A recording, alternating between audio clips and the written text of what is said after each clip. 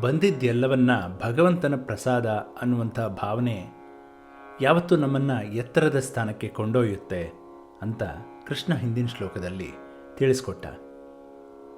ಈಗ ಸಾಂಖ್ಯ ಯೋಗದ ಶ್ಲೋಕ 41 ಈ ರೀತಿ ಇದೆ.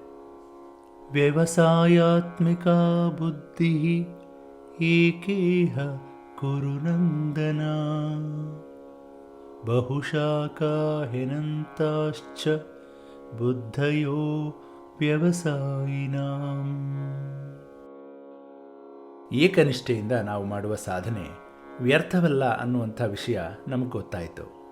ಆದರೆ ಯಾವುದು ಸರಿ ಯಾವುದು ತಪ್ಪು ಅನ್ನೋದನ್ನು ತಿಳಿಯೋದು ಹೇಗೆ ಅನ್ನೋದಕ್ಕೆ ಕೃಷ್ಣ ಈ ಶ್ಲೋಕದಲ್ಲಿ ಉತ್ತರ ಕೊಡ್ತಾ ಇದ್ದಾನೆ. ಬನ್ನಿ ನೋಡೋಣ. ಎಲ್ಲ ಕಾಲದಲ್ಲೂ ನಿರ್ಣಾಯಕವಾದ ಮಾತು ಏಕರೂಪವಾಗಿರುತ್ತೆ. ನಿರ್ಣಯ ಇಲ್ಲದೆ ಆಡುವ ಮಾತು ಒಂದೊಂದು ತರಹ. ಗೊತ್ತಿಲ್ಲದೆ ಅಜ್ಞಾನದಿಂದ ಆಡುವ ಮಾತುಗಳಿಗೆ ತಲೆ ಬುಡ ಇಲ್ಲದ ಅನಂತ ಶಾಖೆ.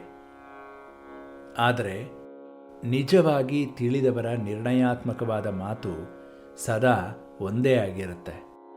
ಆದ್ದರಿಂದ ಸತ್ಯವನ್ನು ಅರಿತವರ ಮಾರ್ಗದರ್ಶನದ ಹಾಗೆ ನಡಿ ಅಂತ ಹೇಳ್ತಿದ್ದಾನೆ ಕೃಷ್ಣ.